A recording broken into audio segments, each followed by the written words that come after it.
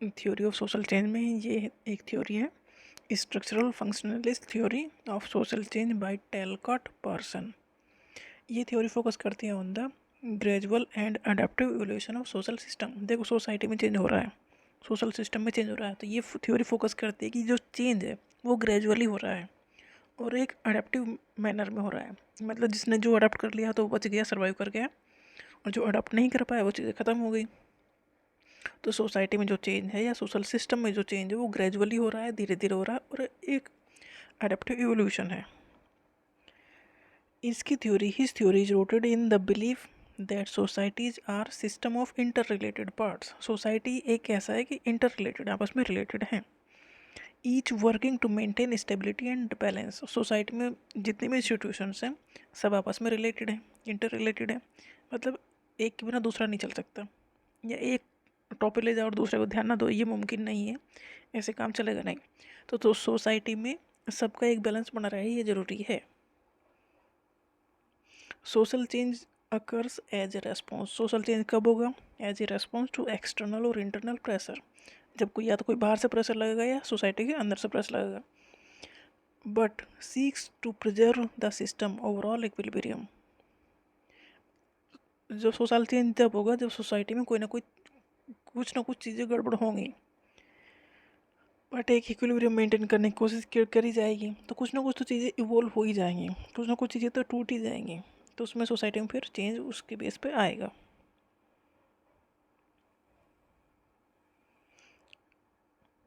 Society is viewed as a complex. Society क्या है? एक कॉम्प्लेक्स सिस्टम है विद इंटरकनेक्टेड कंपोनेंट। सोसाइटी के सारे जो कंपोनेंट हैं, जो भी इंस्टीट्यूशंस हैं, सब कनेक्टेड हैं और सारे मिलके ही एक इक्विलिब्रियम मेंटेन कर रहे हैं, जिससे सोसाइटी में एक सोशल ऑर्डर या सिस्टम मेंटेन है।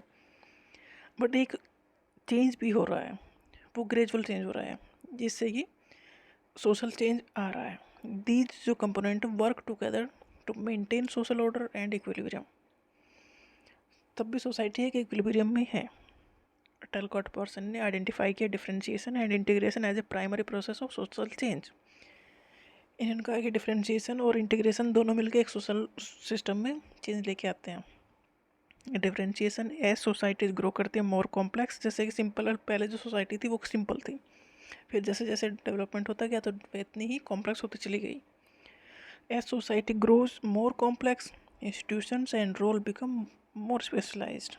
मतलब पहले हर एक इंसान अपना अलग अलग सभी काम कर लेते थे, पर अब ऐसा है जो जिसका काम है वो वही कर पाता है, तो वो उसमें स्पेशलाइज्ड वही है। तो ये डिफरेंशिएशन हो गया, बहुत सारे डिपार्टमेंट हो गए, बहुत सारे स्पेशलाइजेशन हो गए। बट इंटीग्रेशन भी है for the system to remain stable. System को स्टेबल बने रहने के लिए, सोशल सिस्टम में एक इक्विलिब्रियम बने रहने के लिए, these differentiated parts must be integrated and coordinated effectively. मतलब डिफरेंशिएशन है पर तब भी इंटीग्रेशन होना ज़रूरी है, मतलब जुड़ना ज़रूरी है, इंटर रिलेटेड होना ज़रूरी है, कोऑर्डिनेट करना ज़रूरी है, तभी सोसाइटी में एक इक्विलिब्रियम बना रहेगा और सोसाइटी इफेक्टिवली काम करती रहेगी।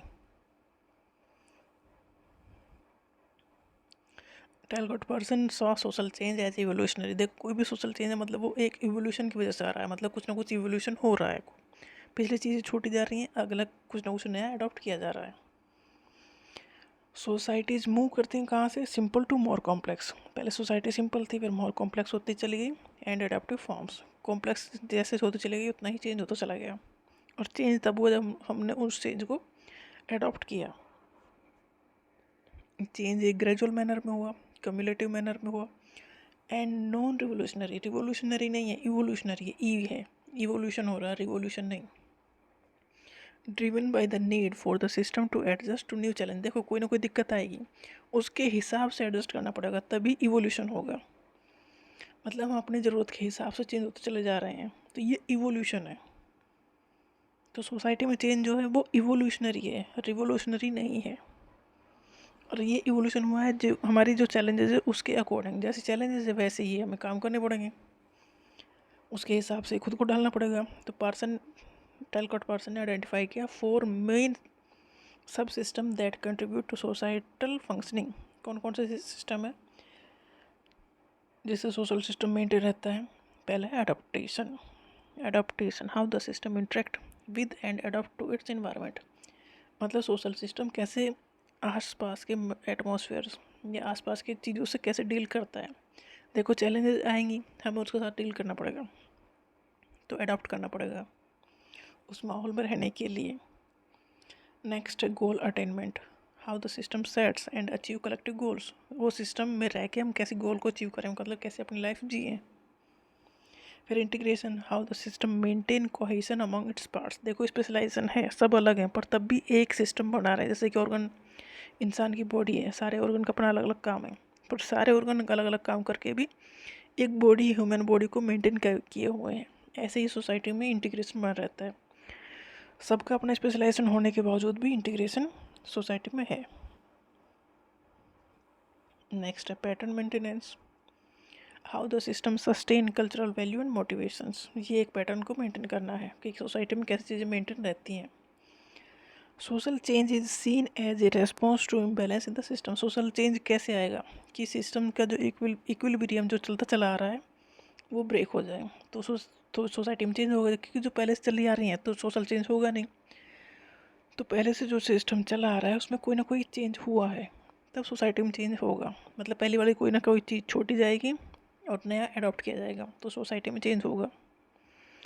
इंडस्ट्रियलाइजेशन, मतलब इंडस्ट्री जैसे लगी हैं शहरों में, लोग वहाँ मूव किए हैं, तो इसकी वजह से न्यू टेक्नोलॉजी आई है which required societies to adopt through change in labour, education and government.